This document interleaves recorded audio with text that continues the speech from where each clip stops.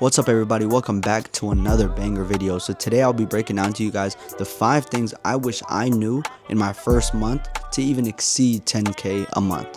Let's go. So the first thing I want to talk about is setting up your account properly. Amazon Seller Central needs to be registered the correct way with the correct information. That's one of the biggest things many people fail to understand is you have so many different compliance and registration things you need to handle on the back end side to make sure that everything can get listed properly. And that's one of the most important things I would say as a beginner is needed. There's so many times where I try to go list products within that first 30 days of mine where I couldn't even get buy box. I was the lowest price, I was competitive, I had fast shipping, everything just was perfect, but I couldn't get buy box for some reason. And even to this day, I have new students who come in and they try to go ahead and get buy box and we list everything the right way and they're like, my listing isn't showing up. It doesn't even show up. And if your listing isn't showing up, it's because you didn't fill out something the correct way on Amazon Seller Central. What you can do is go to the help center, say that your issue is not listed, ask to talk to an agent, and the live agent will tell you exactly what you have to fill out or what exactly you are missing. So if you start today and you have a listing and you go ahead and can't even find your listing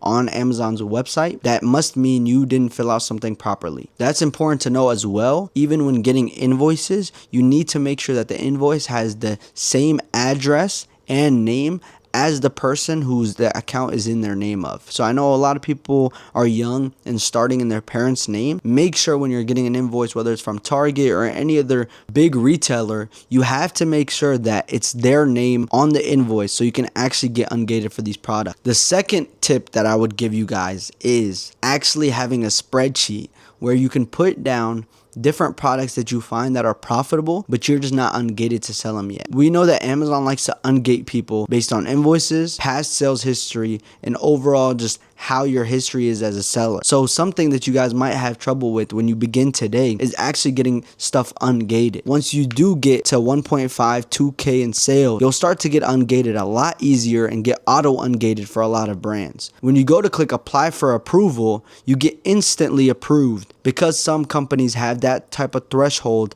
as their auto ungate requirement. While you're putting in those hours sourcing and you find profitable products that you're just not ungated for yet, make a spreadsheet, have the link to the product where you're finding it and the Amazon link to where you can use Seller Amp on it. And what you can do is just have that product ready, and once you do hit that threshold, as I said, to 2K in sales, you can go back to that spreadsheet and try to ungate those products again. It's not guaranteed that you ungate all of those products, but I will say that once you do hit that 2K, it will get a lot easier for you, especially with those smaller brands. So again, just make sure that your spreadsheet has all the information needed, because sometimes prices do end up dropping and that one product that might have been profitable today will not be tomorrow. But it is always worth to have those down, especially when you're coming up on Q4 as prices go up in Q4 and a lot of things become more profitable. The third tip I have to give you guys has to be payouts. You guys have to understand that Amazon is trying to transition away from being a side hustle into having people who actually do it as their business. So what Amazon does is, as you are becoming a new seller, they will not pay you out in your first month. If you start Amazon today, even if you have $10,000 of sales today, you will not be able to get paid out for at least a month. And even though that might be scary to you, but if you plan ahead, that's why I'm telling you guys this now. If you plan ahead,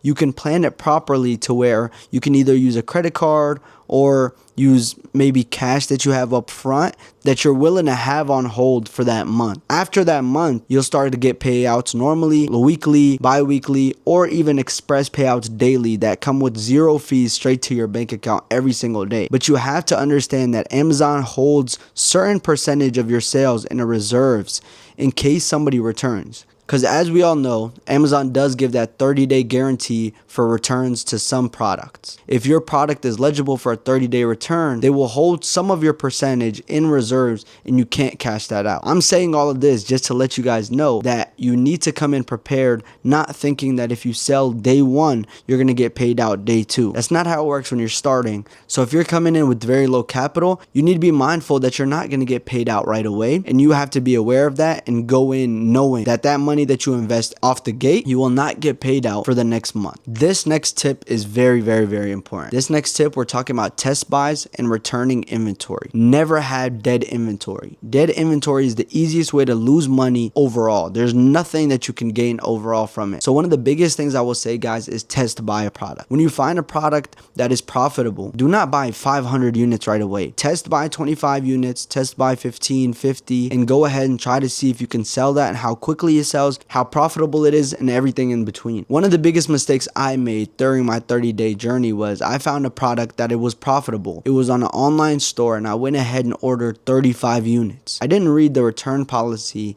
and see that they weren't accepting returns on anything above 15 units. So what happened to me was I went ahead and ordered 30 units. It came to my house and I went ahead and sold 2 units and then the price tanked. Somebody hopped on the listing, they killed the price, and I absolutely could not sell it anymore. I was going to lose about $3 per product. I tried to return it to the original website that I bought it from. I called and I emailed and they kept telling me, no, we can't return. You bought over the return amount. And that really did hurt me because those costs were kind of high. So I almost lost about $350 on that one shipment. It was really bad. I had to sell it on Amazon for a very big loss just to keep a little bit of my money back and not lose that full $350 and only lose about like $200. So this is one thing I'm trying to save you guys from, is make sure you're always test buying. Always test buy something to see, oh, maybe because if you found it, maybe somebody else could have found it. So make sure you test buy, because some people are very stupid and will kill the price on your end. By the time it comes to you, you will see the new people who hopped on maybe FBA, new people who hopped on FBM, and see exactly if they're keeping the price somewhat nearby or they're just going to tank it completely. The last tip I'm going to give you guys that I wish I knew in my 30-day journey was just joining a very active Amazon FBA community. One of the biggest things I realized from posting online and just networking with certain individuals is so many people are willing to help. Everybody was once in your position. All these guys that are succeeding, hitting 50, 100, even 200K months, they were all in your position at one point. And these guys are willing to help you because they might see something in you that they saw in themselves coming up. I've had so many people give me so many good, profitable products just because I've reached out and I've joined communities. Easiest way to grow is to join a community of like-minded individuals, people who are trying to succeed the same way you are. I've had people hand me wholesale orders for the wholesale price that they got at just to break even, and I've made so much profit off that just by joining the correct communities and networking with the correct individuals. There's also so many communities that you can join online. AI will literally show you what products are getting sold on Walmart,